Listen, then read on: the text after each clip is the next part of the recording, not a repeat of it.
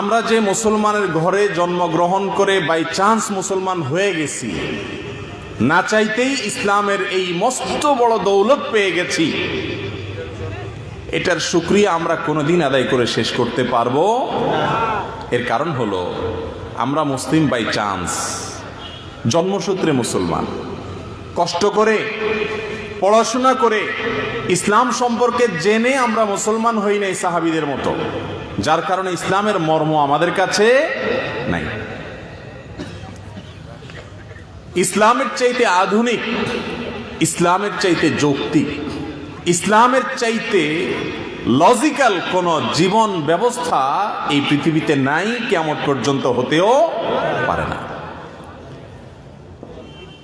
আল্লাহ রাব্বুল আলামিন আমাদেরকে, মুসলমানদেরকে আত্মজিজ্ঞাসা করার জন্য উৎসাহ দিয়েছেন বিভিন্ন আয়াতের মাধ্যমে।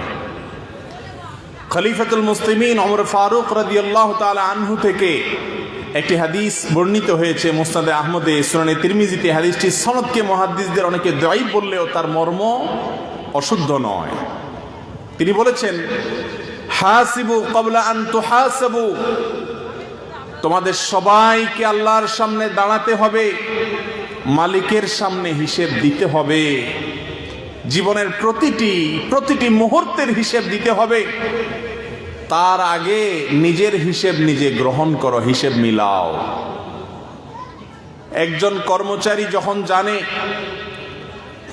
ক্যাশ মিলিয়ে মালিককে হিসাব বুঝিয়ে দিতে হবে দিন শেষে, হিসেবে গরমিল হলে চাকরি থাকবে না, শাস্তি হতে পারে, সেই কর্মচারী ঘন্টায় ঘন্টায় একটু পর পর ক্যাশ মিলানোর চেষ্টা করে। ঠিক না ঠিক? ভাইরা আমার, আহকামুল হাকিমিন রব্বুল আলামিনের কাছে কিয়ামতের দিন আমাদের জীবনের সকল হিসেব দিতে হবে কি হবে না? সেদিন যেহেতু হিসেব দিতে হবে, সেই হিসেবে যদি গরমিল ধরা পড়ে, অনন্ত অসীম কালের জাহান্নামের দিকে যাত্রা হতে পারে। ঠিক না ঠিক?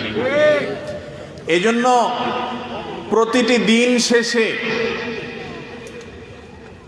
ঘুমোতে যাওয়ার আগে, সপ্তাহ এবং মাস শেষে, একটি বছর অতিক্রম হওয়ার পর একজন বিবেকবান, বুদ্ধিমান, ইমানদার মানুষ তার জীবনের হিসাব মিলাবেন। আমার যে গন্তব্য আখিরাত, গত এক বছরে, গত এক মাসে, এই সারা দিনে আমি সেই আখিরাতের জন্য কি পাথেয় সঞ্চয় করতে পারলাম, সংগ্রহ করতে পারলাম, সেই হিসেব মেলানোটাই হলো একজন বুদ্ধিমান মানুষের কাজ। ঠিক না ঠিক? কিন্তু আজ আমরা কি দেখছি? গোটা বিশ্বব্যাপী নববর্ষকে বরণ করার এক কালচার, এক সংস্কৃতি। ফুর্তি করো, আনন্দ করো, আতশবাজি ফুটাও, টাকা পয়সা খরচ করো, গান বাজনা করো, এসব করে নতুন বছরকে বরণ করে নাও। এই সংস্কৃতি গোটা বিশ্বে আজ প্রতিষ্ঠিত হয়েছে কি হয় নাই?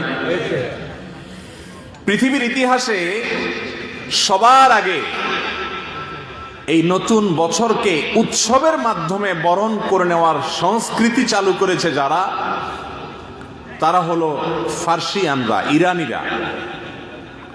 আজ থেকে হাজার হাজার বছর আগে নওরোজ নামক, এখনো নওরোজ লিখে আপনি গুগলে সার্চ দিলে দেখবেন, সার্চের রেজাল্টে আপনি তথ্য পেয়ে যাবেন, ইনফরমেশন চলে আসবে। তখনকার অগ্নি পূজকেরা, যারা আগুন পুজো করত, সেই মুশরিকরা, তাদের যে সন ছিল ফার্সি সন, সেই সনের প্রথম দিনকে নওরোজ বলতো। নওরোজ শব্দের অর্থই হলো নতুন দিন। নও মানে নতুন, আর রোজ মানে কি? দিন।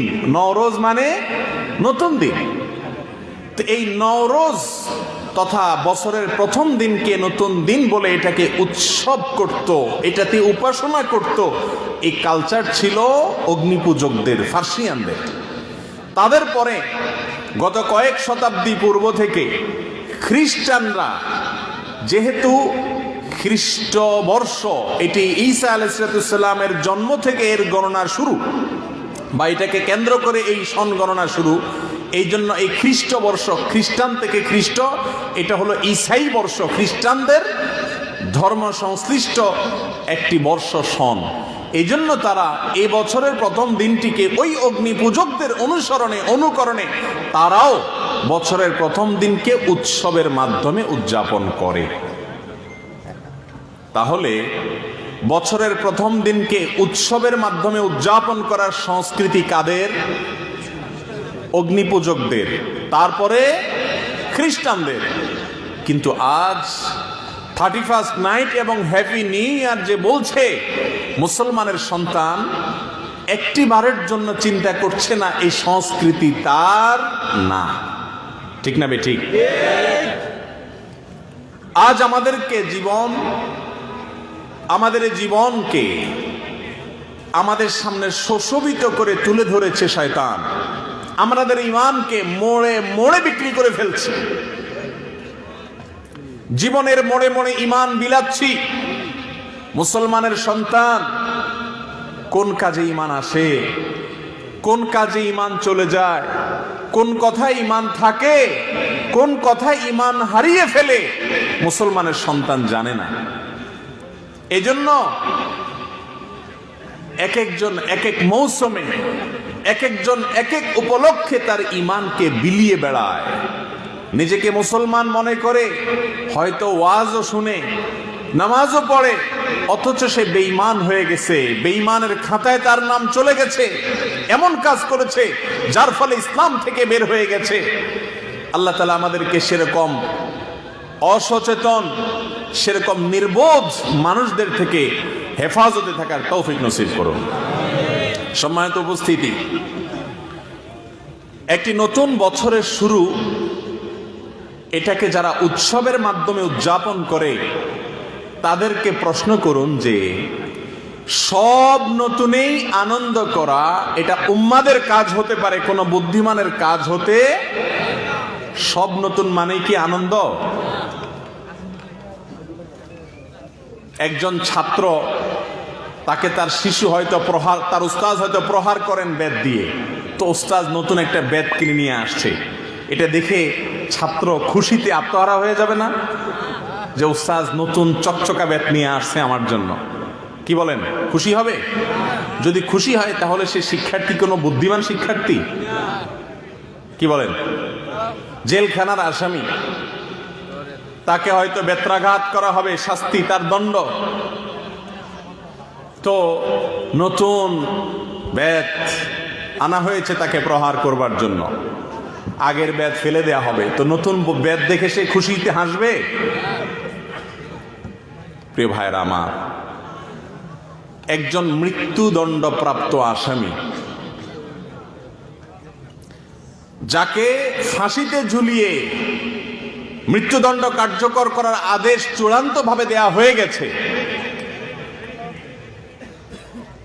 যে কোনো দিন হতে পারে, অপেক্ষায় আছে, বা অমুক দিন হবে, এতটা বাজে হবে, ঘোষণা হয়ে গেছে।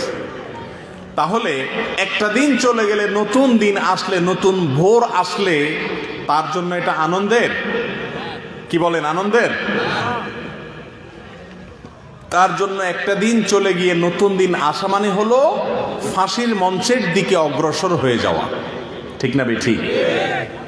সব নতুন দেখলেই, সব নতুন পেলেই লাফাইতে হবে, আনন্দ করতে হবে, উৎসব করতে হবে, এটা উম্মাদের বিশ্বাস হতে পারে, উম্মাদের কাজ হতে পারে, কোনো বুদ্ধিমান মানুষের কাজ হতে পারে না। আমাদের জীবন থেকে একটি বছর খসে গেল, নতুন একটি বছর শুরু হলো। আমার জীবনের লক্ষ্যে আমি কতটা অগ্রসর হলাম বুদ্ধিমান মানুষ হিসাবে, সেটা মেলানোর কথা হিসাব। ঠিক না বেঠিক? একটা নতুন বছর শুরু হওয়া মানে হলো কবরের দিকে আমার এক কদম অগ্রসর হয়ে যাওয়া, একটা ধাপ অগ্রসর হয়ে যাওয়া। ঠিক না বেঠিক? অতএব নতুন এলেই আনন্দ করতে হবে, এটা কোনো লজিক্যাল যৌক্তিক কথা নয়। ইসলাম আমাদেরকে বলেছে জীবনের হিসাব মিলাতে। আল্লাহ রাব্বুল আলামিন আমাদের সকলকে জাহিলি যুগের মানুষের মতো অন্ধত্ব এবং মূর্খতা থেকে, এবং ইহুদি খ্রিস্টানদের বিজাতিদের অন্ধ অনুকরণ থেকে বেঁচে থেকে নিজস্ব স্বকীয়তা বজায় রেখে চলার তৌফিক নসিব করুন। আমাদের নবী করিম সাল্লাল্লাহু আলাইহি সাল্লাম আগেই ভবিষ্যৎবাণী করেছেন, বুখারীতে বর্ণিত হয়েছে, লা তাত্তাবিউন্না সুনানা মান ক্বাবলাকুম, হে মুসলিমরা, তোমাদের পূর্বের জাতি যারা ইহুদি খ্রিস্টান, তোমরা তাদের অনুকরণ করবে অন্ধের মতো। তারা যদি 1 বিঘত আগায় তোমরাও 1 বিঘত আগাবে, তারা 1 হাত আগাইলে তোমরাও 1 হাত আগাবে, তারা যদি কোনো গর্তে ঢুকে পড়ে তোমরাও সেই গর্তে ঢুকে পড়বে। কেন তাদের অনুসরণ করছো তোমরা? নিজের বিবেককে জিজ্ঞাসা করার ফুরসত পাবে না। আজ সে অবস্থা হয়েছে কি হয় না বলেন? ইহুদি খ্রিস্টানরা পশ্চিমারা যা করে অন্ধের মতো আমরা তা করছি। 31st নাইটের এই কালচার উপলক্ষে প্রতি বছর ঢাকা শহরের বিভিন্ন 5 স্টার হোটেলে কোটি কোটি টাকা, বরং শত শত কোটি টাকার লেনদেন হয়, অপচয় হয়, উড়ানো হয়, আতশবাজি হয়ে থাকে। অথচ আমাদের সমাজে এখনো কনকনে শীতের মধ্যে শীত নিবারণ করবার মতো ব্যবস্থা নাই। এরকম বহু মানুষ আছে না নাই? ক্ষুধার তাড়নায় ছটফট করছে মায়ের কোলে শিশু, আছে না নাই? অর্থের অভাবে চিকিৎসা করাতে না পেরে অসুস্থ থেকে যাচ্ছেন, এমন মানুষ আছে না নাই? সেই দেশে তথাকথিত নববর্ষ বরণকে কেন্দ্র করে, তাও ইংরেজদের বর্ষবরণকে কেন্দ্র করে লক্ষ লক্ষ কোটি কোটি টাকা অপচয় করা হচ্ছে। এটা কোনো মানুষের, কোনো বিবেকবান মানুষের কাজ হতে পারে না। আল্লাহ তাআলা আমাদের দেশকে, আমাদের দেশের মানুষকে বিজাতীয় অপসংস্কৃতির কালো থাবা থেকে, ছোবল থেকে আমাদের ঈমানকে, আমাদের আমলকে হেফাজত রাখার তৌফিক নসিব করুন। মোহতারাম হাজরিন, 31st নাইটে আজ মাহফিল হচ্ছে, আলহামদুলিল্লাহ।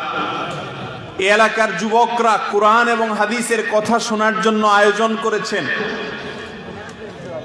এদেশের লক্ষ লক্ষ যুবক আজ 31st নাইটের নামে অশ্লীলতা, বেহায়াপনা, গান, বাদ্য, আল্লাহর নাফরমানিতে হাবুডুবু খাবে, জাহান্নামমুখী কর্মকাণ্ড করবে।